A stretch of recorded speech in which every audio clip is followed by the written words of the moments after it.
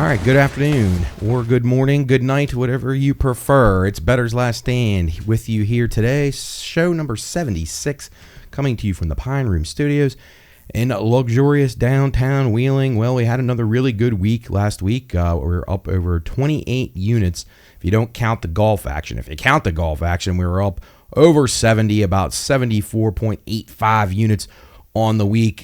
Some of that thanks to myself, most of it thanks to Sam and his wonderful race pick of Daniel Suarez cashing it 30-1 or better across the board. He also had Ryan Blaney for a top 5 finish, and Blaney could have won the race as well, and he finished second in the race. So it was a good week. I gave out a pretty good golf play with Jake Knapp around 40 to 46-1, somewhere in that range. So that one cashed. He kind of asserted control on Saturday and was not going to look back. He kind of just destroyed the field on Sunday, and actually Saturday destroyed the field, and then Sunday he just kind of held on, played mistake-free golf. So it was a good weekend for us. Again, up about 28.5 units, 28.35 units, not counting the golf. But with the golf, we were up over 70, as I said, 74.85. That's back-to-back golf winners. We had Hideki Matsuyama last week, Jake Knapp this week. Hideki was around 75-1, Jake Knapp 46-1, somewhere in that range between 40 and 50. You can find them on 9 of our 14 golfers that we gave out last week were good to make the cut, so that's a good start. Once you make the cut, then you can get a lot of different avenues, but you got to make the cut, obviously, to get a top 5, 10, 20, whatever, even top 30s and 40s that some places offer. You got to make the cut first, so making the cut is the most important part, and we had 9 of the 14 golfers we gave out make the cut. We had a pair of top 3s and 3 top 10s on the week. So strong week for us in golf once more. Not quite as good as last week, but pretty good. And then in racing, Sam does the job with Suarez and Blaney and gets us up over 30 units in racing, which is just great. So we'll go back to the drawing board this week and see how we can do to keep the hot streak going. Again, check these plays out on BLS_PRP or at the Pine Room Studios on X or Twitter. That way you can link to the BLS page if you forget the call letters or whatever. But all the picks are on there. We put them on both X sites weekly. And then for golf, if you want to get them in by Thursday morning or Wednesday evening, that's the way to go. So I urge you to check those out. But if you get them on the show, again, Jake Knapp was a good bet going into Friday too. Or coming out of Friday. So if you're going into Saturday, he was still a really good number on Saturday morning. So even if you listen to the show on Friday evening or Saturday morning, you still could have got him at a good price. So we're glad to cash that one. So 2 weeks in a row of strong golf winner for us. NASCAR starting to come alive as well. We had a little bit of bad luck at Daytona. I had a little bit of bad luck this week, but Sam got the job done for us. He carried the torch for the Bettor's Last Stand group, so we're excited about that. I was 7-7 in college basketball. Friday night was a disaster, so we were 0-5 on Friday, but followed it back up with a 7-2 performance on Saturday, so that's a good one. So if you just went with us on the Saturday plays, you were 7-2 on the week, 2-3 in the EPL, and 2-0 in the NHL. So if you just played the NHL plays from Friday evening last week, you were 2-0. If you played the basketballs, you're 0-5. So we'll continue to try to get better at that. Again, some of those things, just the way things break, and not going to win them all, but a strong week again for us. We're excited about that. Keep it rolling here, and we appreciate all the good feedback and positive comments that we've heard from people throughout the last couple of weeks. So spread the word around. And again, we're not charging anything for these. Maybe someday we will, but right now, giving them to you on the show, giving them to you on X at a pretty good clip here. So our percentage on the season is pretty good. I actually should go back and calculate that back to football and stuff. It's pretty good. So we'll keep building on it, and by no means do we know everything, and by no means are we going to try to hide when we give out terrible plays, because I give out plenty of those, but hopefully the ones we do get home for you are worthwhile and can turn you a profit. Basketball continues to be chaotic, college basketball most notably. I don't really want to talk about the NBA a whole lot, but college basketball continues to be just mass chaos. You got upsets, you got the good teams, Purdue losing, you got UConn. We talked about that last week, and then coming back with them in good spots, which UConn was in a great spot on Saturday. They beat up on Villanova pretty good. So you got to keep tracking these spots. The spots in these college basketball games are so important. These teams, especially if they're at home, coming off of a huge win or coming off a demoralizing defeat, you can kind of play the other way on them. It is incredibly good. The percentages are really, really high. The number hasn't even come into play as much as you even think it would. So keep those in mind as we go on here through conference tournaments and things like that. You only got a couple more weeks of being able to play people off the bounce, because after after next week, it's basically lose and go home. So there's will be a little bit of that. Some of the teams will lose in their conference tournament, and you can play them back in the NCAA tournament, but it's going to be a little bit trickier to find spots like that. So you take advantage of them while you can right here, and there's plenty of teams that fit the bill, check the box. Just about every single night you can find at least 2 or 3 of them that look like really strong ones. Last night you had Wake Forest coming off that huge win against Duke, going to Notre Dame. They lose the game outright. That's just one example. There's just numerous examples of that week in, week out in college basketball. And we're getting down to conference tournament week. We got the Mountain East tournament in Wheeling next week, right over here at West Banco Arena. If you haven't checked out D2 basketball, you should. It's a great tournament. Women and men both over at West Banco starting on Wednesday. They'll go through Sunday. You can bet on the games over at Wheeling Island Hotel, Casino, Racetrack, Sportsbook. You can get the lines over there. You can bet on the games and go check them out over at the West Banco Arena. It's a really good tournament, and that's always a sign to me. It's like March Madness right around the corner. You got the Division II conference tournaments, then you get the D1 conference tournaments. They got some D1 conference tournaments starting next week too, but the bigger ones the following week, and then you go right into March Madness. So it's basically a 6-week, well, actually maybe not 6, maybe like 5 full weeks of really good basketball across the board. So look forward to that. Should be an action-packed tournament, as we talked about many times. Purdue going down to Ohio State on Sunday. Dale Bonner, who is formerly of Fairmont State and Baylor, played over here at West Bank Arena in the Mountain East tournament a few years ago. Was a good player and is keeping it going. He hits the winning shot against Purdue for Ohio State the other day. So these teams, it's going on the road and winning games. We talked about it before in the Big 12 or the Big 10 or any of these conferences. SEC is a really good league too. Going on the road and winning is so hard, and if the spot isn't good for you, it could be even harder. So Purdue, they were naturally going to have a couple more hiccups. That might be their last loss before they head into the tournament. We shall see if they're able to run the table and win the conference tournament. I think they'll be a formidable opponent, but by no means will they, are they guaranteed to win that. There's some strong teams in there. Illinois, obviously, you even see a team like Ohio State being able to upset. You got Michigan State and a couple others in there that can be pesky. Wisconsin, of course. But we'll talk plenty more about those. I'll give you some of the conference tournament players or teams that I like for next week to get you ready for that. So we're excited about conference tournament week. Kentucky, are they heating up? Yeah, kind of. They're really going on offense. And can they get key stops? Can they turn it on in a tournament environment where they can really put forth a 40-minute game? Offensively, they're exceptional. Defensively, have some woes, but got the job done again last night, so they've won 2 in a row.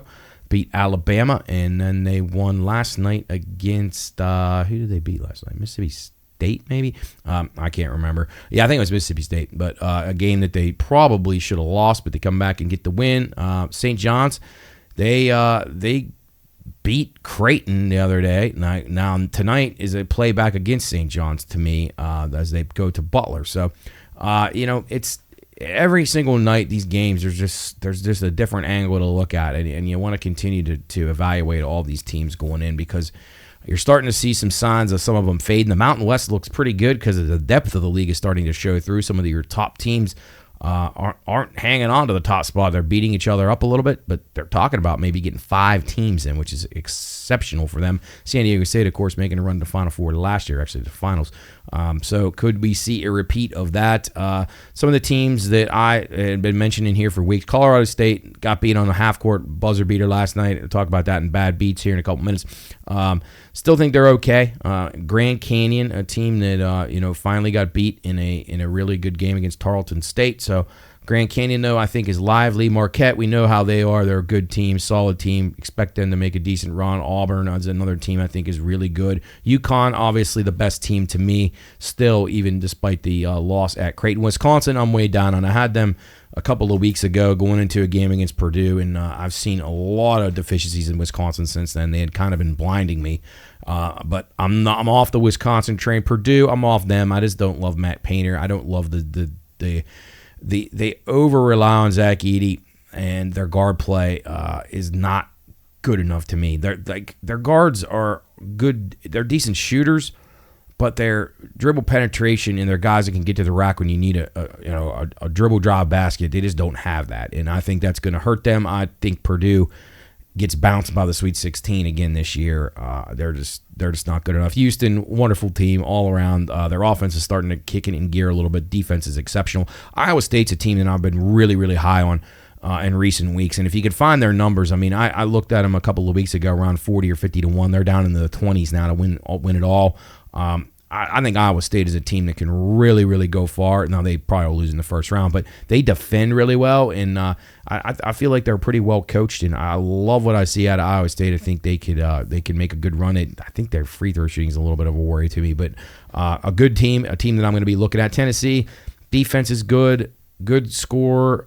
Coach Rick Barnes worries me a tad. He just hasn't had any success in the NCAA tournament as far as going on a deep run. So Tennessee is a team I'm lukewarm on. Colorado, kind of cooled on them. They're kind of a hot and cold. Virginia, down on them. They've been awful the last couple of games. Ever since I gave them credit for having a better offense, they put up horrendous numbers against Virginia Tech and then North Carolina. So backing off UVA a little bit. North Carolina is a team that a lot of people are talking about, a number one seed. I'm still not real wild about them. I think they're good. I do. I think they're good, but they're not great. And I think they're very beatable. Miami's a team that matched up very well with North Carolina. Could have probably beat them both times they played them, but Miami won't be going dancing this year. They will be lucky to make the NIT, if that. But, North Carolina, good but not great. New Mexico, they're struggling a little bit. They had a bad loss at home, and there's some weird things going on with New Mexico, so take a wait-and-see approach on them. But they were a team that of those Mountain West teams that I was really, really high on to begin the year.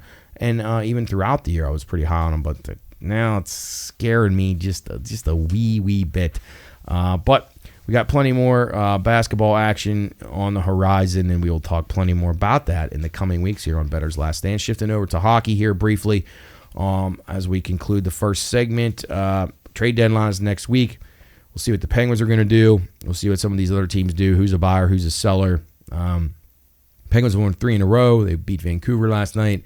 Seemed to play against the better teams, a little bit more focused approach. I still think the Penguins should be sellers. We've been saying in here for months now, Sam and I, about trading Tristan Jarry. His stock has never been higher. He was great last night. And in Western Canada, those teams really, really love him. And if he continues on this road trip to dazzle out there, I mean, I think you're going to have a strong sediment for teams to try to get him. And I think Edmonton would be at the top of the list. And I think the Penguins would be foolish not to take that. I think they can get some serious pieces back. And Penguins probably have 5 or 6 guys that they should absolutely move, and I highly doubt they will. So it just bothers me. But they're never going to get any better if they don't do that right away. And I just don't see a way out of the mess that they're in for this year. So we shall see.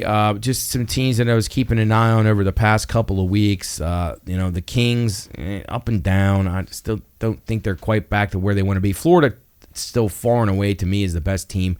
I've watched them several times now, and they're really good. And Detroit, I talked about them last week. They're, to me, a team, and I don't know if they'll make any moves because I know they're kind of set with building, and they don't want to give up any pieces. But they brought in Patrick Kane, and I feel like if you bring a guy like that in, you're saying you're ready to win now because that's what a guy like that needs to do. He's in the twilight of his career. He's a veteran leader. You don't waste signing a guy like that if you're not trying to win now. So I'll tell you what, Detroit, a couple of weeks ago, you could have got them at 70. They're the 60s. They're probably in the 50s right now to win it all. I'm not saying they're going to win it all, but I really like their chances to win a couple of series in the Eastern Conference. I just think they're kind of they kind of got a stranglehold now on that last or the second to last wild card, and I think they can possibly close in on their third place in their division, but because a team like Tampa, they're starting to tumble a little bit. I don't like what I'm seeing out of them right now. They're struggling for their depth scoring. They just don't have what they were able to have a few years ago, and I think that's going to be their undoing. But Detroit is the team that I would keep an eye on in the East. Florida Panthers are the top of the ladder in the Eastern Conference by far, and probably the best team in the league. In the West, I really like Vegas. I think they're kind of getting ignored. They got a lot of guys out. They had a nice win last night at Toronto. Beat them pretty badly on the road with a lot of guys out. Hill was a really good goalie. And I think they're going to be a formidable opponent throughout the Western Conference playoffs. I think the Jets are showing some signs of weakness. Vancouver, they've just taken a little bit of a dip. Colorado, I'm not sold on them either. I just don't think they're quite as good. In Edmonton, they've come back to the pack. So to me, the best team in the Western Conference may end up still being Vegas, and maybe our Kings. But they got to do a little bit at the trade deadline as well. They actually had a couple of injuries go against them this week. So we'll see how this all shakes out. Who's going to be a buyer? Who's going to be a seller? Looks like the Flyers could be sellers. Looks like the Islanders might be sellers. The Islanders have some very valuable pieces. The Islanders have exceptional depth players. They have a third and a fourth line that's just ripe with guys who any of these other contenders would love to have to add a piece to their bottom six. The Islanders have that. I'm really not certain what the Islanders are trying to do. They've tried to be in win now mode for several years now. It's just not working. So they're probably going to have to revamp a little bit and decide which core pieces they're going to get rid of, because they have a bunch of guys who are like B-level players. They remind me of what Vegas was the first year in the league, where they had all the second-line talent. Well, that's what the Islanders have, like an entire team of second-line talent. They just haven't figured out a way to put it all together with the systems they've changed, and they've been through 3 coaches now in less than 2 years, so that's never good. So I think the Islanders may sell. Rangers are still pretty good. They'll be tough. Devils, to me, they've got to be buyers if they have any prayer. They've got to buy a goalie, and they probably need to buy a bottom six that can play a little bit. Devils need some toughness. Devils need some goaltending, definitely, if they're going to contend. But we'll see. Boston, to me, very beatable. And the Rangers are beatable, too. So in the Eastern Conference, Carolina's pretty stable to me. They may add something to spice up their team. They're stable. I don't love them, but I don't hate them either. So I still think they and Florida probably the 2 teams to beat, maybe the toughest 2 teams. And it's going to be really hard to beat either one of those in a 7-game series. And then in the Western Conference, as I said, I'm very dubious of Colorado still.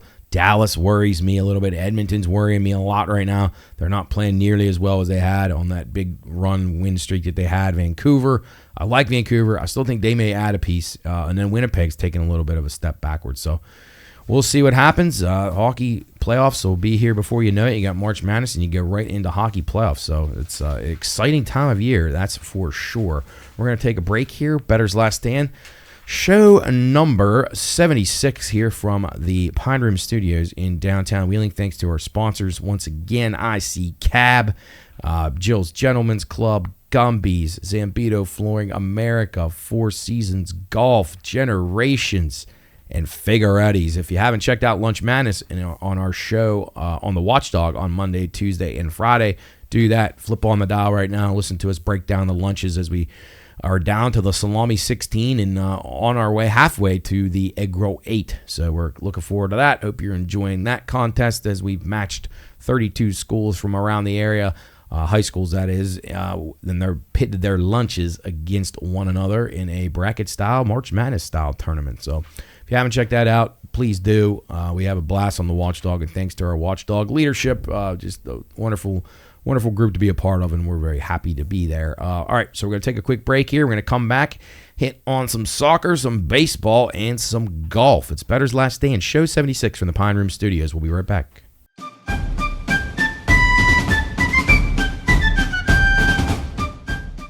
Reminder, this show is for informational and entertainment purposes only.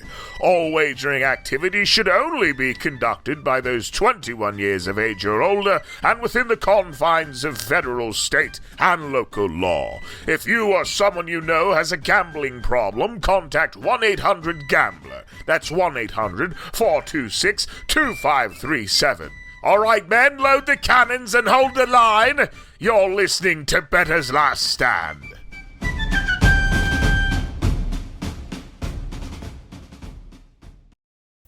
All right, welcome back in. Bettor's Last Stand, Show 76, coming to you from Pine Room Studios as a cold front starts to roll into the area. It was warm for the last couple of days, and now it's dropping pretty rapidly here throughout the day.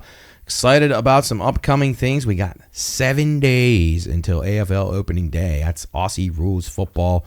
One of the best sports around. Just looking forward to that. I have all the plays on those. Going to be anxious to see some teams that are up and coming, some teams that have come back to the pack, and those who remain near the top. We'll talk about that next week as we get prepared for the Australian rules football season, which is right around the corner, and I am very, very excited about that. We also have our Nailers watch party going on at Waterfront Hall. It'll be tonight when you're listening to this on a Friday. It's from 6 o'clock. It begins at 6 o'clock. The puck drop is 7:35 out in Cincinnati, as the Nailers will be on the road.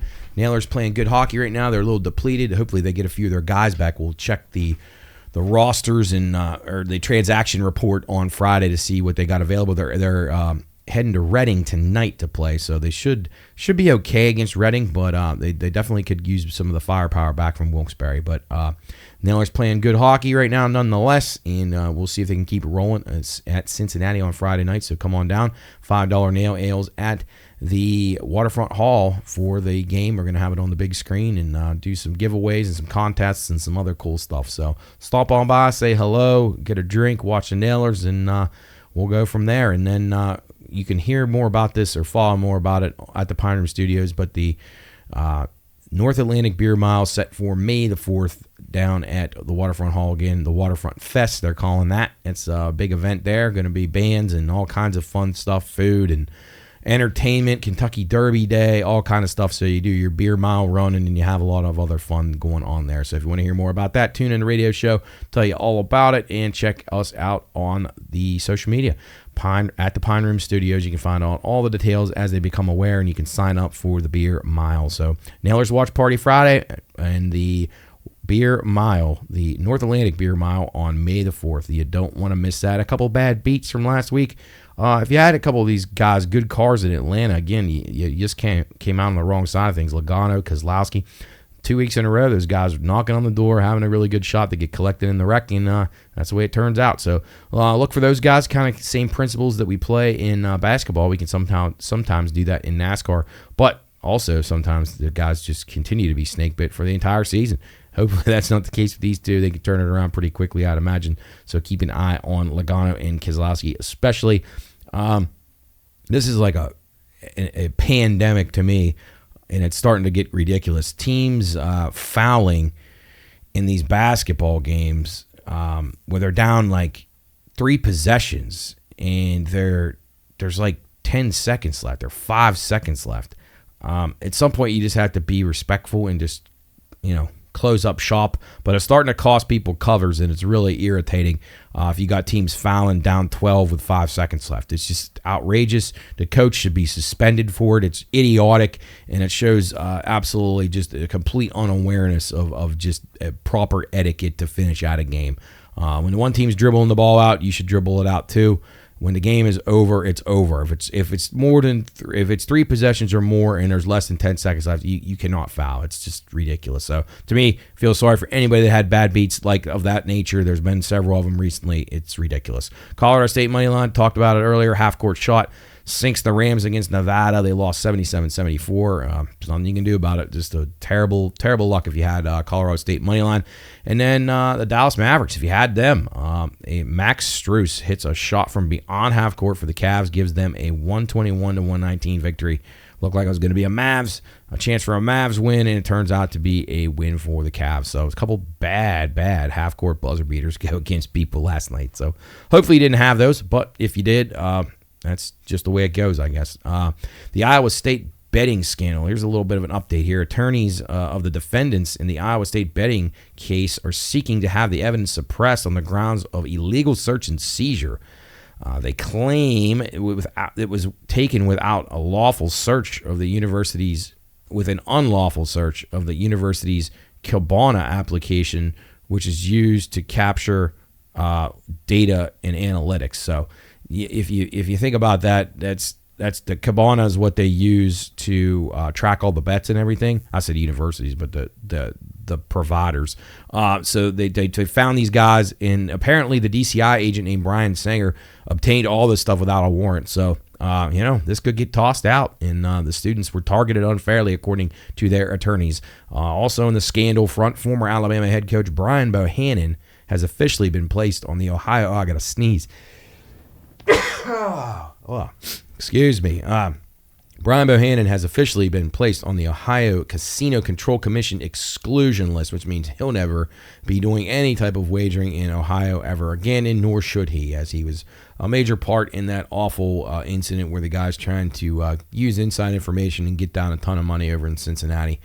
Just a ludicrous attempt at trying to get one over on people, and you're mouthing off about it like a moron. NBA unders 10-1 on Tuesday night, 38-12-1, 76% since the All-Star break. They were 10-0-1 on Sunday, so keep an eye on that. It takes a while for these guys to get heated back up off their little vacations, I guess.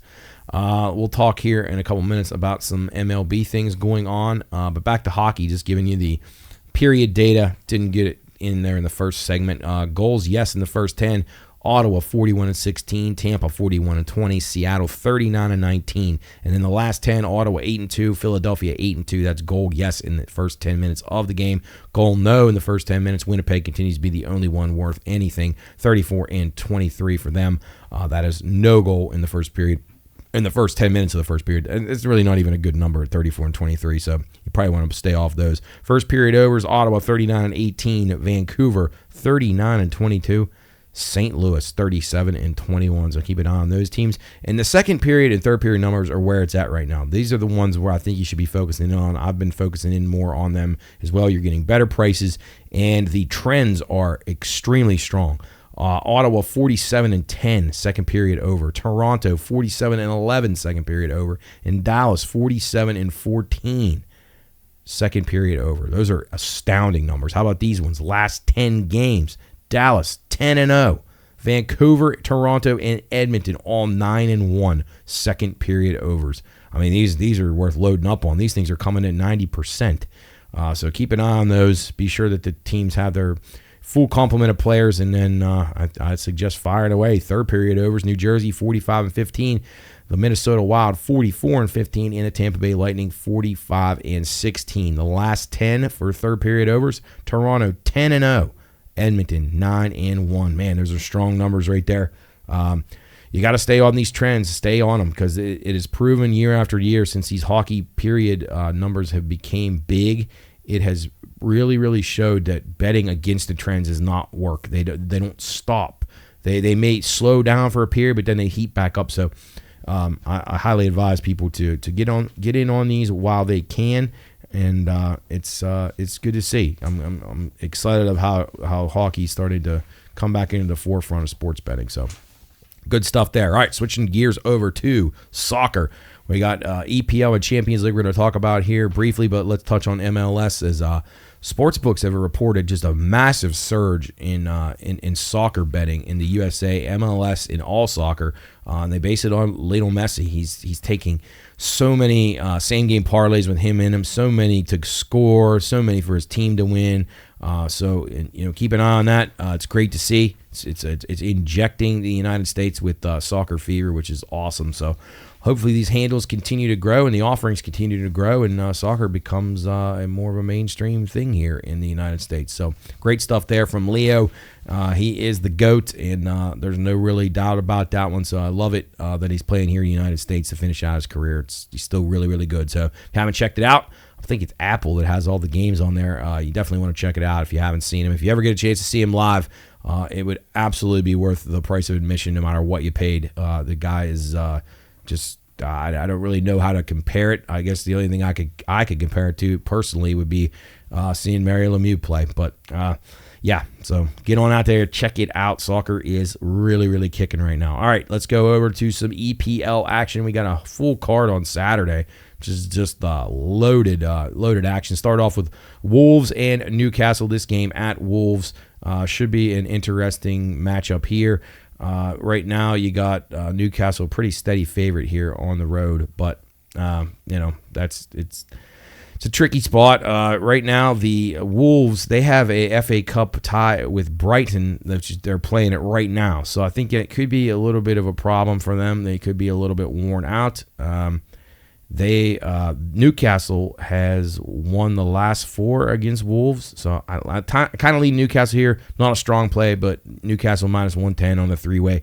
Think might be worth a look. Liverpool and Nottingham Forest, not a whole lot in this one. Liverpool is playing just super good right now. They have a FA Cup match today, which they're winning right now 3-0 against Southampton. So they got a lot of their backup guys in there. So I'm not really concerned about that at all. But then they play the Europa League on Thursday of next week. They play Sparta Prague. They're at Sparta Prague, so they got to travel. So I'm not certain they're going to have out a top team here against Nottingham Forest. I'm sure some of their guys, their key guys, may play a half just to get their conditioning in.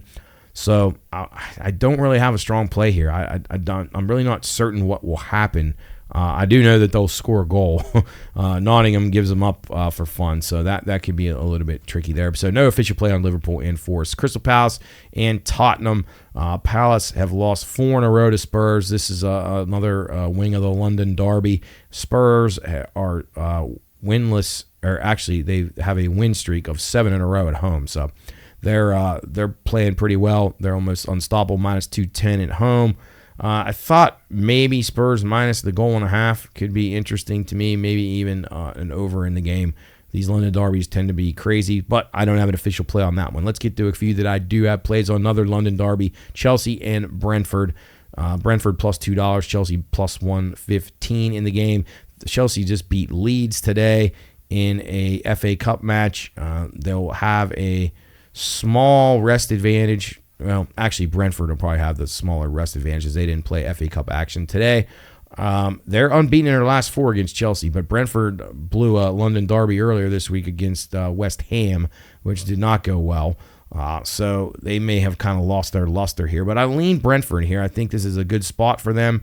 I think you'll see Brentford come out for this game. They did not play well in their last match. So I think Brentford to score over 1.5 goals would be a good idea. And then probably Brentford on the 3-way or a draw no bet action for them, which would give you minus 140. If you bet them on the 3-way, they're plus $2, which is a juicy little price there. West Ham and Everton, the next match to focus in on. Everton, even money. So that's plus 100 if you're not familiar with that. Even money, we call it. Plus 245 on West Ham on the 3-way, 240 on the draw. West Ham has a Europa League game coming up on against Freiburg on Thursday, so I think this could be a little troubling for them. West Ham's one of those teams that's like they're safely out of relegation, but they're not having a very good season in the league. So I think Everton could be live here. They've struggled to win games. They haven't won, I don't think, in 6, but they've scratched some points out. I like them here, though. Even money on Everton, so we're going to go with Everton there at home in Goodison Park. Brighton Hove Albion taking on Fulham. This is a pretty dead even match here. Fulham plus 165, Brighton plus 140. Let's see. Brighton have won 3 in a row against Fulham, but they do have an FA Cup tie today, which worries me. So you're playing an FA Cup game today, even though you may not play your top guys. Then you're going to Roma in the Europa League on Thursday. So that is a concern. So when are you going to try to mix in your top guys here? You're going to save them? You're going to play them today and then save them for the weekend and then be ready for Thursday? I don't know. I think really the Fulham is the play here. I think Fulham draw no bet plus 105 is a really good play. And then I like the game under the 3. You're getting a flat 3 here. I think you get a decent minus 120, minus 115 range of that under the 3. So I would take a shot with that. I don't think Brighton will be popping on all cylinders here, and I think this is a game that could be a 1-1 draw, something along those lines. But I think Brighton will be entirely focused on Roma in the Thursday to come. And then the final game, Aston Villa taking on Luton. Luton plus 290, Villa minus 135. Villa play Ajax away on Thursday in the Europa League. Definite look-ahead spot here for them. They could use the points for the 4th place. They're chasing 4th right now. They're playing pretty well, but they kind of flattened out just a touch. So Luton at home is intriguing to me. They've given some teams a lot of trouble at home. They can score goals. I would recommend playing them over the 1.5. I think they'll score a couple here. And then plus a half a goal, which gives you the win or the draw. You can get even money there. You can get plus 290 if you think they'll win straight out. But I think that Luton is live. So again, Luton, Fulham, the Fulham and Brighton game under, Everton and Brentford are my strongest plays. And then I got to lean towards Newcastle there in the EPL. Switching over to UEFA Champions League matches, these will be the second legs of the knockout round here. So these aggregate scores you have going in here. So the matches are basically starting with the scores from the games 2 weeks ago. So we will conclude these ties on the Tuesday, March the 5th, and Wednesday, March the 6th. So here we go. Lazio and Bayern Munich. The first game in this tie, we gave you Lazio. They won the game 1-0 at home. I don't think they're going to be able to pull this off. Bayern Munich is not nearly as good as they have been, but they're still very formidable, so you can't discredit them. I think Bayern Munich plus 245 to advance if you want to lay that. I hate giving out stuff like that. I don't usually ever give anything out on here that's minus $2 or more, unless they're going to be parlayed. Maybe you want to parlay, maybe you parlay Bayern Munich and PSG to advance. As PSG, you're not going to get anything on there, minus 1,000. But on these Tuesday games, I think Bayern Munich, I think where you want to look here is maybe exact score. You can really get a good price here. 2-1 Bayern Munich, which would get them to, they would play extra time then and until a winner is decided. They used to do it on away goals, but they do extra time now, and then eventually they'll go to penalties if they have to. So Bayern Munich, I think, to win 2-0 or 2-1, I think is very, very beneficial here. You get good price on that, and even 3-1, because 3-1 keeps it out of a potential, where you're tied up. So if it's 2-1 going in, and they know that they're going to be playing extra time, they would rather just end it now, 3-1. So I say 2-1. 2-1, 3-1, or 2-0 exact score for Bayern Munich there, I think is your best value there. You can get very good prices on those. So you spread a little bit around there. You hit one of them, you're going to turn a profit. Then second game that day, PSG and Real Sociedad. PSG won the first leg 2-0. They're at Sociedad here. Sociedad just struggles to score. They're 0-7 on home for their last 7 matches. They do have a couple draws in there, but they haven't won in their last 7 matches. PSG is unbeaten in 19 games, so there's no chance they're not going to advance here. I'd be stunned if they didn't. But I like the game over the 2.5. You're getting even money on the over 2.5. I think PSG will come out here, even if they don't put forth their top team. I think they'll score a few goals on Sociedad. The only thing you got to worry about is Sociedad doesn't score a lot, so maybe a 2-0 there. PSG style doesn't get you over, but you could play them minus 1.5 or do some other creative things there. But PSG and Bayern Munich likely to advance there. It would be nice to see Lazio, but I just don't think they're going to be able to pull it out. They needed to try to get another goal last week if they could have, or 2 weeks ago. Wednesday's games, Red Bull Leipzig and Real Madrid. Real Madrid leading that one 1-0 in aggregate right now.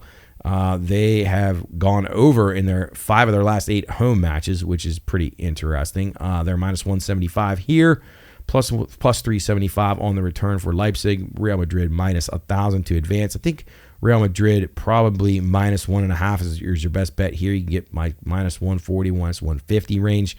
I think they'll probably take care of this pretty easily. They're locked down at home, and I think whenever you go into the Bernabeu, it's really going to be tough for Leipzig, who couldn't score at home. I don't see them being able to score here, so you may even want to look at a game to nil. But I'll be endorsing Real Madrid, either parlaying them with a minus 175 3-way money line just to win with another option, or playing them minus the goal and a half plus the 140, 150. I even saw some 160s out there. And then the final match of the week for next week's Champions League action, it'll be Copenhagen and Manchester City. This one at Manchester City. City took the tilt in Copenhagen 3-1 a couple of weeks ago. Now, this is an interesting part here. So, to me, City are in a really interesting position. They have to play Manchester United after playing an FA Cup game yesterday, which they won easily against Luton. They play Manchester United, the Manchester Derby, on Sunday. That is going to be a bloodbath. That is, United's come alive in the recent weeks. City's obviously playing for a league title. This is going to be a really, really, really cagey affair. There's going to be cards. There's going to be blood. There's going to be chaos. It's going to take a lot out of these teams. So you got that. Then you compound it with this match against Copenhagen. They're already beating 3-1. So they really don't have to put forth a great effort here to hang on in advance. And then in between the bookend of this sandwich, and that is they play Liverpool the following match. So they go Man United, Copenhagen, and Liverpool all within about a week's time. That is a really tricky run. You got Liverpool, who's playing right now as the top of the league, and that is going to be a game that may decide the EPL. So you're going to see Pep Guardiola throwing everything he's got into these two league matches because he has to. He's not going to be that worried about Copenhagen. He knows he can get through this match with his B and C team for the most part. So I think Copenhagen makes a lot of sense. You can get them plus 2.5. You can get them plus 3 even. I saw it there, minus 130. That's really not a bad price. You're getting 3 goals from the start of the game right there. If you get beat 3-0, it's a push. I do think the under is more likely to hit than anything. I think this game is a 1-0, maybe a 2-0 Manchester City. I just don't think they're going to put a whole lot of force behind it. If they get a lead, they will sit on it. They would just want to get out of there without any issues and go on to Liverpool. I think under's the play, 2.5. That's what I recommend. And I really wouldn't want to talk anybody off of a plus $8 draw here because this game could easily finish 0-0 or 1-1. I doubt Copenhagen scores though, but $8 on the draw, it's not a terrible thing. Manchester City would gladly take a draw here. Doesn't mean anything to them. They're going to advance almost with all certainty. So playing in these spots, you talk about them all the time. You got your arch rival on Sunday, and then you got this game against Copenhagen, which is sandwiched into your second arch rival, Liverpool. So tough spot for City. I don't expect goals here, and Copenhagen could be feisty, so play them plus the 2.5 or 3, and play the game under the 2.5. You can even buy it up to 3 for a little bit better or a little bit lesser of a price. You got to pay a little bit more for it, but gives you a chance you can push with the 3. So those are what I like there. So again, we're going with the Manchester City game under in Copenhagen plus the goals. Real Madrid minus 175 or minus 1.5 at the plus 145, 150 mark. We're going exact scores in the Bayern Munich games, 2-1, 3-1, or 2-0. And then PSG game over the 2.5 at even money. Those are our UEFA Champions League plays for this week. Hopefully you're enjoying that. Now we get on to golf, where we've done pretty well. Golf has been, actually I got a couple of things to mention about baseball before we go on to golf. Let's talk about this. Baseball, obviously, spring training is underway right now. I'm going to give out some win totals here in the coming weeks. A few teams that I'm pretty high on right now. St. Louis Cardinals, I think definitely take a look at them. Look at the Arizona Diamondbacks. Look at the Washington Nationals. Those 3 teams I like a lot over their win total. Right now, the New York Mets I like a lot under.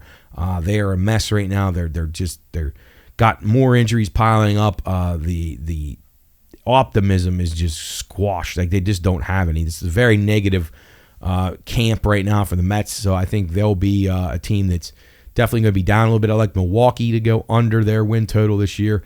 And then I'm back to another over. I've been on the Detroit Tigers the last 2 years, and they've disappointed me. Their win total this year looks a little high, so I kind of want to play it over just because it seems like it's priced in an interesting spot. I thought their win total was a touch high, so I'll follow up with more on that later. But Arizona, St. Louis, and Washington, I like overs right now. I like Milwaukee under and the Mets under right now. I'll give out some more official plays once we get a little bit closer. But there's still a lot of free agents out there that haven't signed. So you got guys not certain what camps they're going to be in. A lot of intrigue there. Some interesting future bets. You're seeing them start to trickle in. $80,000 on the Dodgers to win the NL West at minus 400. They've won 10 of the last 11 years. And some other high-volume ticket MLB bets here on MVPs. These are interesting. Juan Soto taking 17% of that action at 6-1. Julio Rodriguez at 11-1, 14% of the action. Gunnar Henderson from the Orioles, 15-1. He's taking 11% of those MVP bets. Aaron Judge at plus 550, taking 10%. And Bobby Witt Jr., interesting. He's taking 9% at 20-1. Fanatics Sportsbook, formerly PointsBet, just launched its 14th state in Indiana on Tuesday. So if you're out there, sign up for that account. It's a good book, and that's going to be, you're going to start seeing about every operator in every state at some point. So it's pretty intriguing stuff as this continues to grow. So baseball coming up, we got spring training going right now. You got college baseball action. We'll follow up more on baseball once we start to figure out the rosters and how things are going to go, and if anybody gets hurt and so on and so forth. I'll give out all my win total plays, my official ones, but those are a couple ones that I like if you want to get in on them early.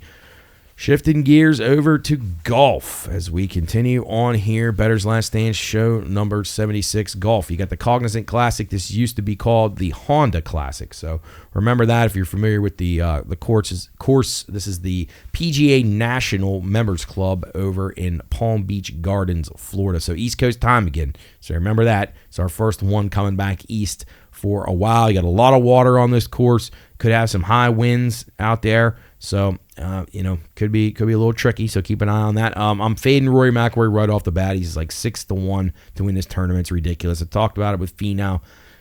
Golf's just too deep to be doing that right now. You don't want to give away a bad price. So I'm going to be fading Rory. Don't love Matt Fitzpatrick this week. Cam Young, Russell Henley, Tom Kim. Some of those guys worry me. They're getting a lot of hype, and I don't love it. So here's some guys that I'm on. I like Shane Lowry a lot, 32-1. I like Brendan Wu, who played really well last week, 92-1 on him. Daniel Berger's finally starting to get his game back. Been a fan of his for a while. You can find him anywhere between 35 and 40-1. Adam Svensson's had a great spring so far, 41-1 for him. He was 10th at the Genesis and 9th here in 2022. Sepp Straka, who's won this before, he was 5th last year. I think he could be worth a look. And Shane Lowry, going back to him real quick, because he and Daniel Berger are my top two plays. Lowry's played really well. He was 2nd and a 5th here in recent years. Chris Kirk, 38-1. Heard a lot of people on him this week, so trust that or don't trust it. Eric Cole as well. He's getting backed a lot by people. He's been pretty strong here. He was 2nd last year, so I think he could be good. JT Poston has had a pretty good start to the season. He is at 28-1, 30-1 range, and then a couple other ones. Tom Hoagie, always a good ball striker. He's 50-1 if he putts. I think he'll have a really good shot. And I already mentioned Sepp Straka, and then a big bomber. And I actually like this guy. And then I heard Jeff Seeley, who's a really good golf podcast guy. You can hear him on VSiN, and he does his own podcast. So if you ever want to listen to more golf stuff, I urge you to check him out. He's really good. Sam Ryder, around 175-1. I think he's got a really good shot here. He's starting to come around a little bit. He was a guy that was kind of playing elite level golf a few years ago. Kind of took some steps backwards. Now he's starting to get it going again. I think at a giant price. I think him a top 20, top 10. And obviously throw a little bit on him to win because we've seen the bombs hit so far this year. So Sam Ryder rounding out the card. So again, we have Lowry, Wu, Berger, and Svensson as our top plays, our mid-range plays. Straka, Hoagie, Poston, Kirk, and Cole. And then a long bomber endorsed by us here at Bettor's Last Stand, as well as the Cut Makers podcast run by Jeff Seeley, Sam Ryder, at around 170-1. So we had Jake Knapp last week at 46-1 at the Mexico Open, which is awesome. Had Hideki Matsuyama 2 weeks ago, 75-1. So we're pretty excited about that run. Hopefully we can keep it going for you. And then a couple of golfers at the LIV tournament at Jeddah in Saudi Arabia that I think are interesting. Carlos Ortiz, 47-1. Louis Oosthuizen, 26-1. And Peter Uihlein, 37-38-1. Obviously, you got your big guns there, your Koepka and your Rahm. But trying to find a little bit of value in some of these guys. I think that course could suit them all right. I always like Paul Casey as well. So we'll see what happens. LIV Golf starting to pick up some steam in the field. If you look at it, it's vastly superior to the PGA Tour. So they got to figure that out, how to get these guys back on the same courses at the same time.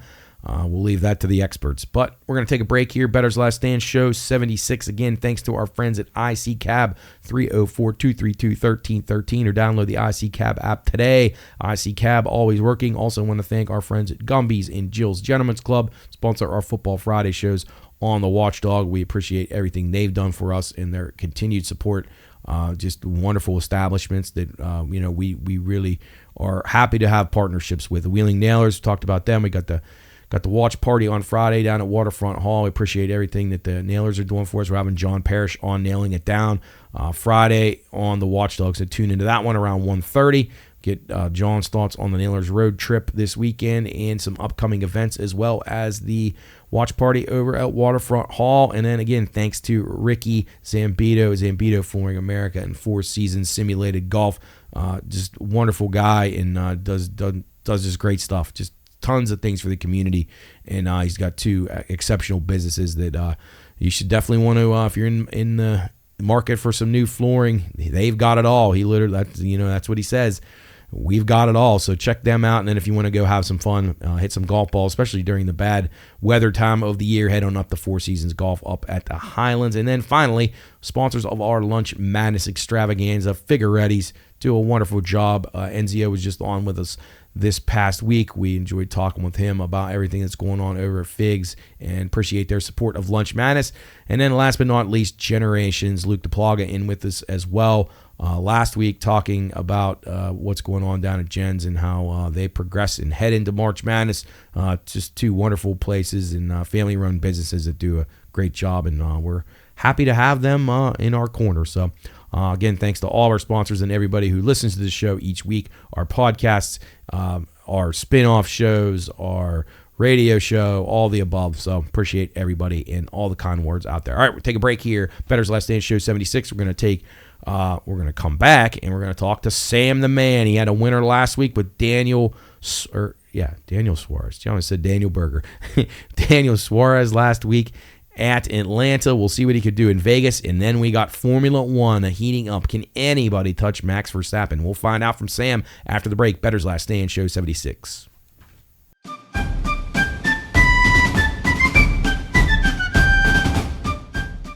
Reminder, this show is for informational and entertainment purposes only. All wagering activities should only be conducted by those 21 years of age or older and within the confines of federal, state, and local law. If you or someone you know has a gambling problem, contact 1-800-GAMBLER. That's 1-800-426-2537. All right, men, load the cannons and hold the line. You're listening to Bettor's Last Stand.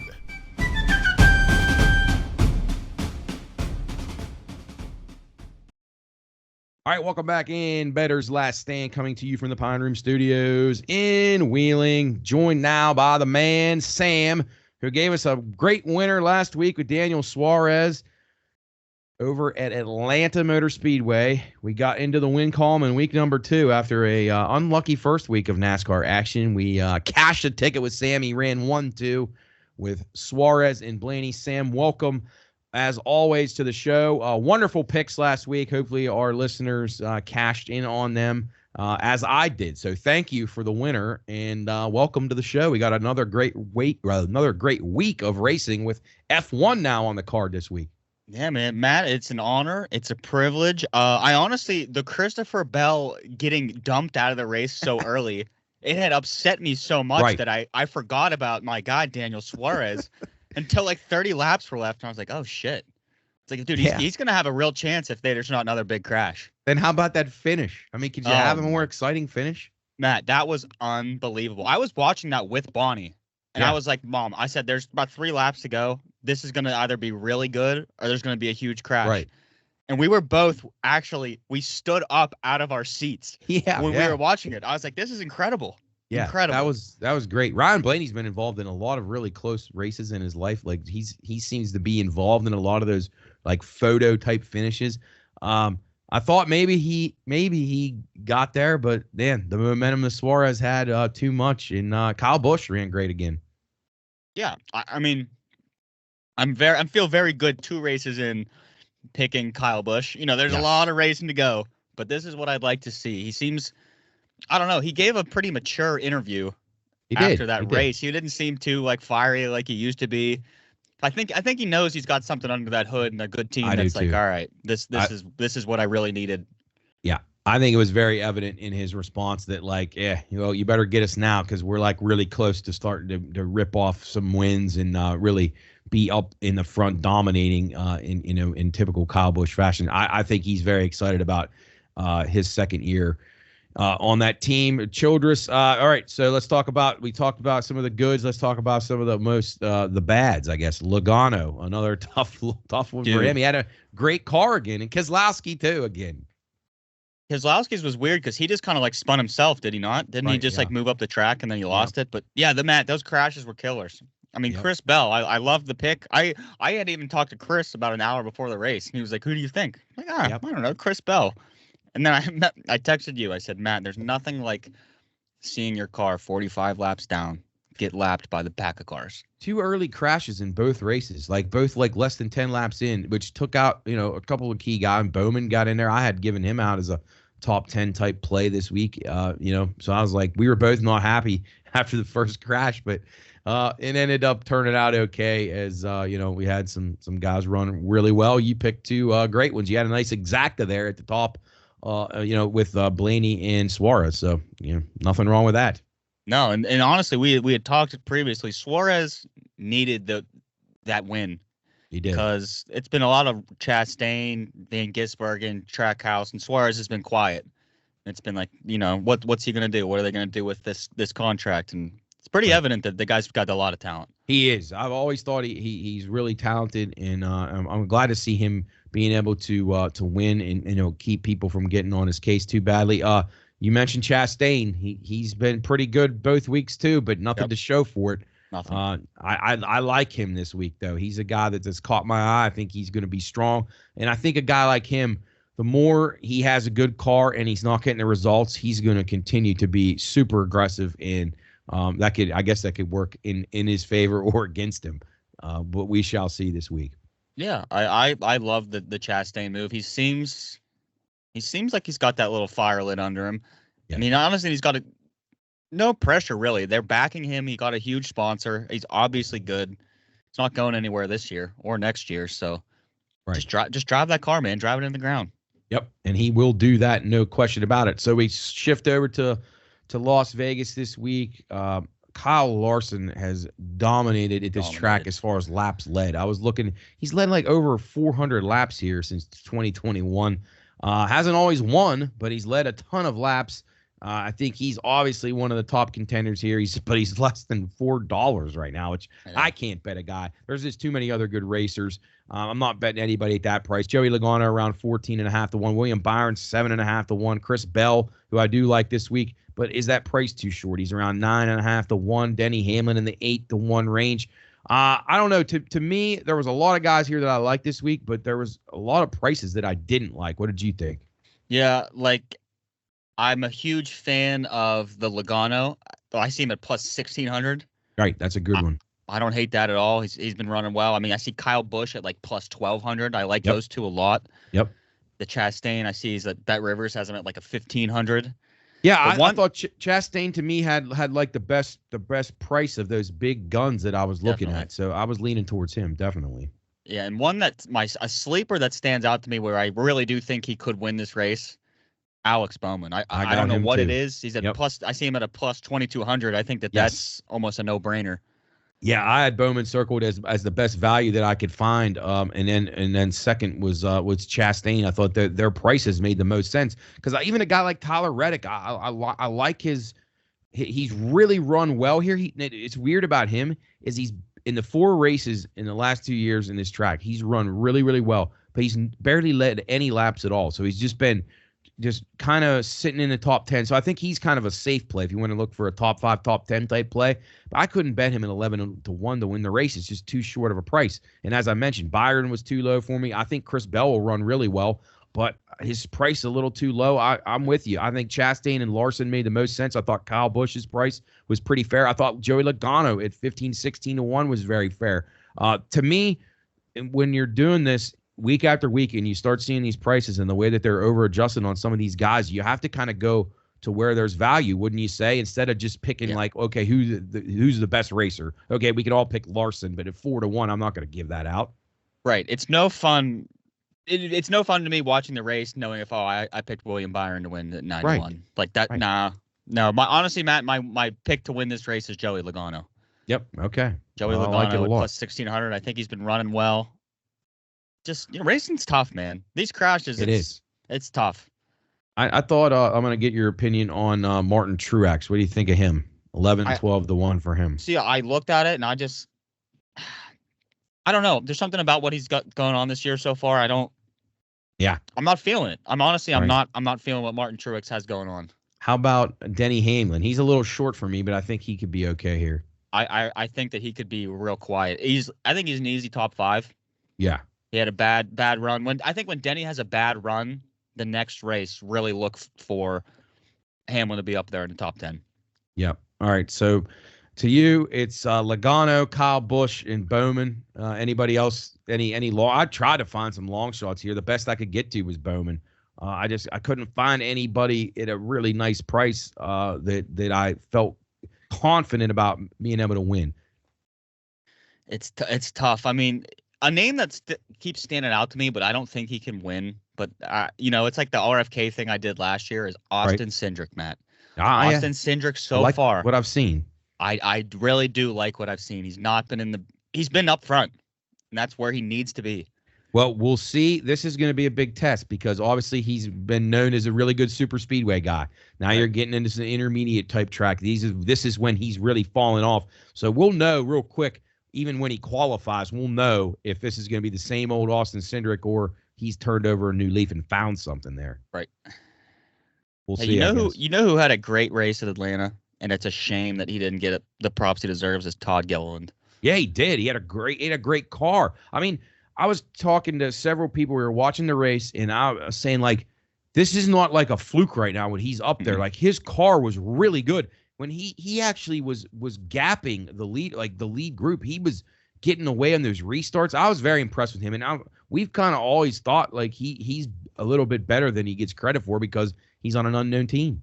Yeah, and so far, those guys have run pretty well. I mean, they both ran pretty well at Atlanta, so I'd like to see more of that Georgia Peanuts 38 car headed up front. Well, it'd be great too because that it helps from all standpoints. If you're a NASCAR, just a fan, and you just love the competition, or if you're a fan and a bettor, or if you got favorite driver, whatever it is, it makes it so much better when you continue to add more realistic guys that could possibly win these races, because then your prices start getting better from a betting standpoint because you start factoring in there like, okay, Todd Gilliland's live now. Chris Buescher took a huge jump last year up to where he's priced in the 20s all the time now, whereas in the old days he was in the 30s or 40s. So you're seeing guys make those leaps, and that can only be good. What did you think of Bubba Wallace last week?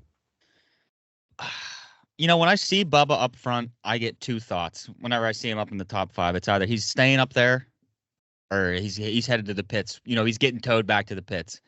Right. It so just seems like every time he gets up there, Matt, it's like they just start freaking out. Yeah. They're just like, we gotta drive as fast as we can and aggressive as we can. Do you think it seemed to me the last 2 weeks that he's kind of hung back more throughout the race and then waited till the final stage to start making his move up towards the front? Do you think that's a strategy? Do you think they're telling, like, as you alluded to, that they seem to lose their minds when they're up there? Like, do you think that they're saying, like, just hold back, avoid being into big crash early, and then see if we can, if it can fall to us late? Maybe. It seems odd because last year, I mean, he's aggressive. He was always headed towards the front. Right. I don't care what lap I'm on, I'm passing. And now you're right. He is definitely kind of holding back, stay alive, and when you get your chance to make a move, make your move. So he's probably had pretty decent finishes the last 2 weeks based on that. He stayed out of the trouble, and I guess it didn't necessarily contend, but he was in the mix a little bit in the final stages. So we'll see. It should be an exciting year. I still think Ty Gibbs is still going to win a race. You thought that as well. Yep. So we got a lot of good storylines to look forward to. I thought a lot of those cars ran well. I thought Corey LaJoie again was okay. I don't know. Chase Briscoe, I thought for a little while was all right. Daniel Hemrick, I thought ran really well. Yeah, there have been a lot of names that I didn't think I'd see up towards the front these first couple races, and I'm glad that they're headed towards the front. So I hope there's more of it. It's a good thing to see as we make the switch over to F1, the BAHRAIN Grand Prix. So as much parity as we may have in NASCAR, we obviously will have parity once again in the Indy Series, but we don't have a whole lot here at the BAHRAIN Grand Prix. Our boy Max Verstappen, who obviously dominated last year. I don't know. Is there anybody that can beat him? He won 19 of the 22 races last year. He's won 35 of the last 45 races in the series, and he's going for his 4th straight title. He is the favorite. You can find him anywhere from, I saw him open at like 250, but he's already up to like minus 420 now. So thoughts on the BAHRAIN Grand Prix? Are you happy F1 is back? Yeah. I mean, F1 is just turning into just absolute drama. Yeah. Like it's becoming Americanized, if that makes sense. It's like a soap opera, yeah. Yeah, and I'm not like a big fan of that. I hate the grid walk. I mean, I hate the grid walk. On both circuits. NASCAR's is even worse. Oh boy, that but NASCAR Brundle's is brutal. Brundle at least keeps it a little bit flashy and sometimes it's funny, but I agree with you. Like I don't know. It's like I feel uneasy when he's going down there. I don't know why. It is. I have no ties to that at all. No, I don't care about any of those people. Right. I feel uneasy, but then when Mike Waltrip did it a few times, it was even worse. It was honestly the worst thing I'd ever seen.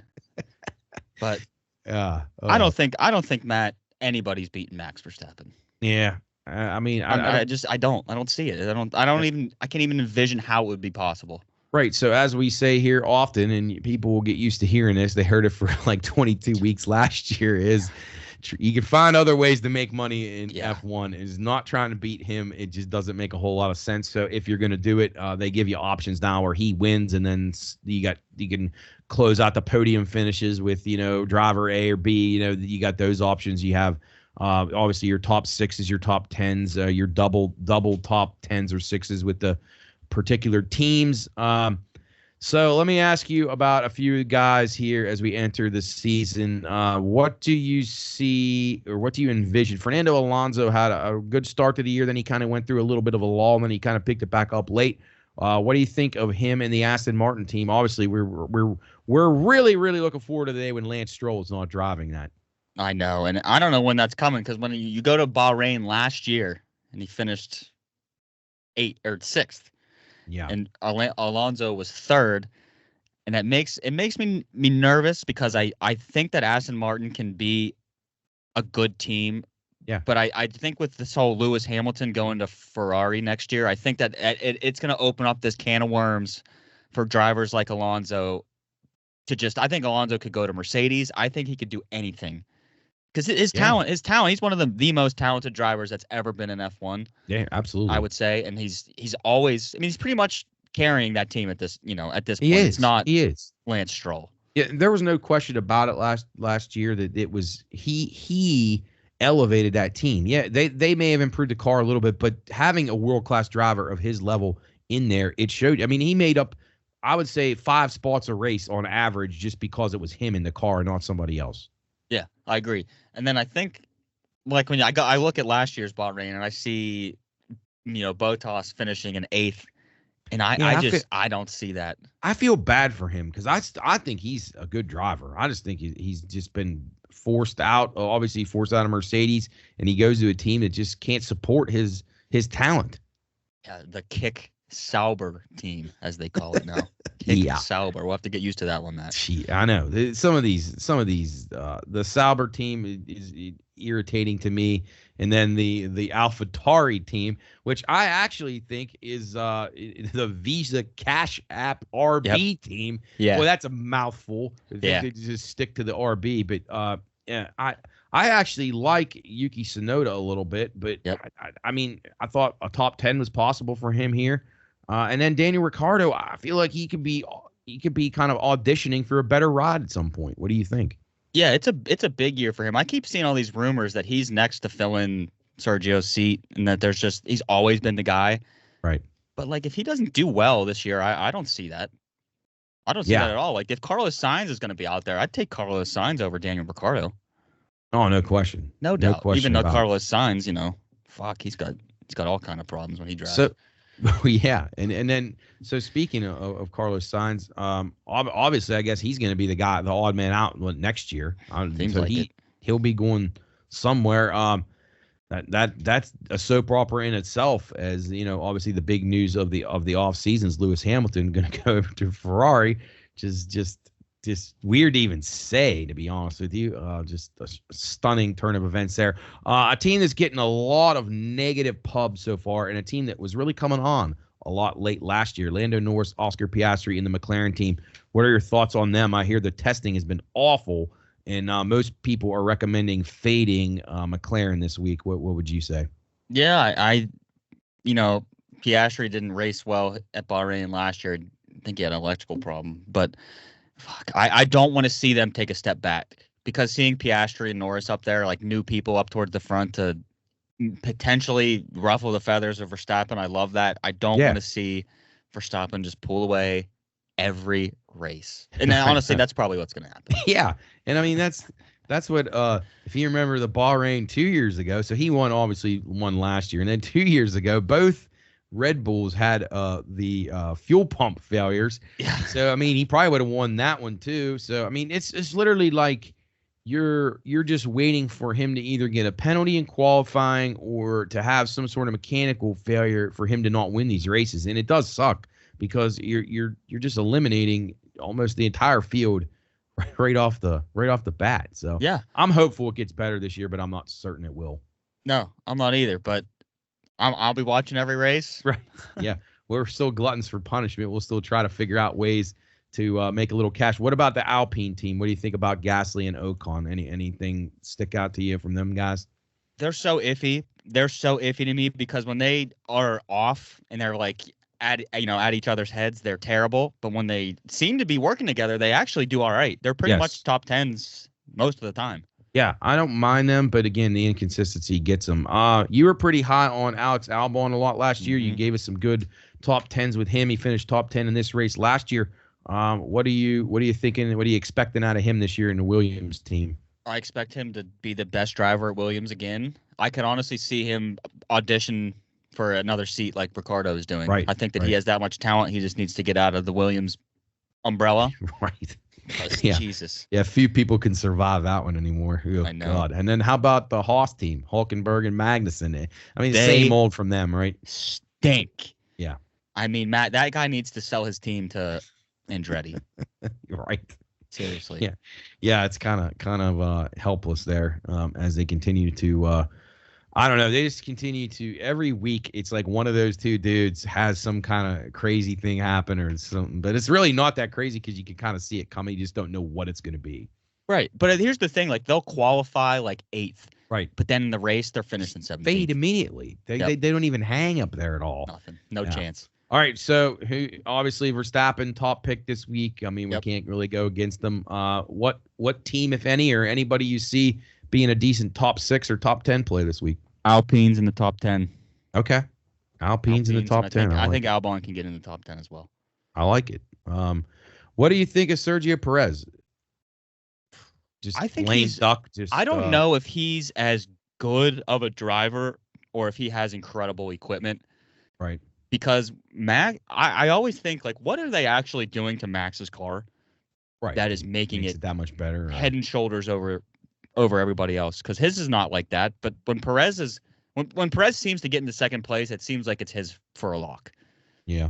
So I think it's a big year for him. I think he's got to do well, or they can, any reason that he doesn't do well is the reason they need to get him out of there.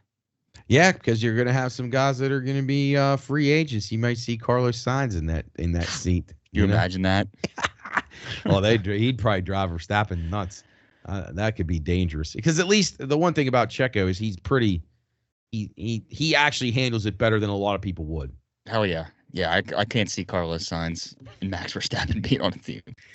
No, me either. But well, it was good to have it back. We'll look forward to the Bahrain Grand. Now it's on Saturday. Yeah, what's up with that? I don't know. Yeah. I had to triple check that like 3 times to be sure that I was right about that. I'm like, okay, Saturday, but whatever. We'll take it when we can get it, I guess. Yeah, man. As long as it's not raining, I'll watch it. Yes, absolutely. All right, quick thoughts on the Buccos so far in spring training. You I saw so many articles today that were like a loaded Pirates like carried by Brian Reynolds and Key Brian Hayes. It's like, dude, it's fucking spring training. Right. Yeah. Like, no. There's 162 baseball games that get played in the regular season. This is just a waste of time right now. Yeah, but basically just getting warming some up. Practice cuts in and getting your arm stretched out for the pitchers. Marco Gonzalez was a little rough yesterday. And then everyone's freaking out like Tamar Johnson. Oh, he has 2 home runs. Dude, we have like 5 second basemen, and we need to figure out something to do with them. Right, you're We've right. got Triolo, Gonzalez, Paguero, Johnson. That's 4 right there, and there's only one position that those guys can play. So what are they going to do, Matt? What are they going to do? I don't know. Shelty will figure it out, I'm sure. I know. Shelty's Let's good. hope.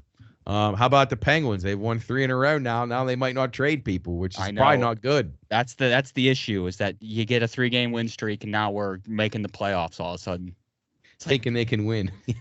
Yeah. I mean, the Canucks are good, but Yes. good hockey teams, they lose a game every now and then. Right. And then Jake's out, Rust's out. At least Raquel got elevated to Sid's line, and obviously that's the coincidence that he scores 3 goals in 2 games. What are the odds? Shocking, huh? What are the odds? It's like, it's just they make these moves too late, man. Way too late. Jari played good again last night, so maybe I'm telling you, people want him. If they could get rid of him, that would be a great move for them for the future. But it's a no-brainer, Matt. It's a no-brainer. We've been saying it here for months, and I doubt they'll do it. But we shall see. Trade deadline next week. Exciting stuff there. But Sam, thanks for joining us as always. Best of luck this week in the racing action. Enjoy the sports weekend, and we shall see you next week here on Bettor's Last Stand. Yes, sir, Matt. We'll be in touch. All right. Sounds Later. good, buddy. All right. That's Sam the man from Upper St. Clair. All right. Sounds good, buddy. All right. That's Sam the man from Upper St. Clair. Great winner last week with Daniel Suarez. Ryan Blaney runs second for him. We had a great week in racing. We had a great week in golf. We were up again over 74 units if you count golf in there, 28.35 if you don't count the golf. So however you want to look at it, we had a solid week again, so we're looking forward to trying to give you another great week. Check us out, BLS_PRP on X or Twitter for all the plays. I'll have the golf plays out again. Those are East Coast plays, so remember, start getting in a habit of this. I know it's not going to help you this week, but each week I'll put those out on Wednesday usually. So as we come back to the East Coast, we got to keep it up with the times and be sure that those plays are in early. So we'll get ready to go with those, and hope you have a great weekend. Again, thanks to all of our sponsors, IC Cab, Jules Gentlemen's Club, Gumby's, Zambito Flooring America, Four Seasons Golf, Figueretti's, and Generations, and obviously our Watchdog team. Check us out on the radio on Monday, Tuesday, and Friday. Lunch Madness continues. Plenty more to come. Nailers Watch Party on Friday down at Waterfront Hall. Don't miss that. We shall see you next week here on Bettor's Last Stand. We'll be in show 77 talking more college basketball. We get the Mountain East Tournament next week over at West Bank Arena. Definitely want to check that out. So we may have a abridged version of the show next week. But we'll see. We'll be able to give out all the plays that we do need to get out. Even if we're not able to get them on the show, we will get them out on Twitter or X, BLS_PRP at the Pine Room Studios. You find all your content there. Vote on your Lunch Madness schools. Lots of things going on there with the Pine Room Studios. So we thank you for listening and watching, and we shall see you next week on Bettor's Last Stand. Have a great weekend.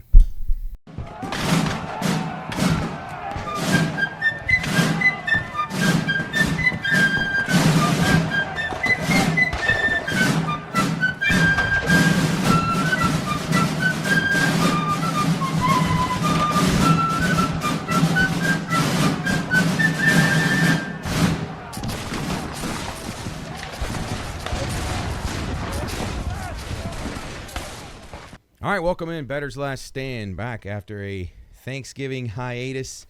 Last time we were seen over at Belmont Brew Works. Had our buddy Rick on the show. He had us over. It was a great evening. We talked a lot about sports betting on the show as always, and then had a few drinks and something to eat. So it was a good time. Chris here with me in the studio. Hello.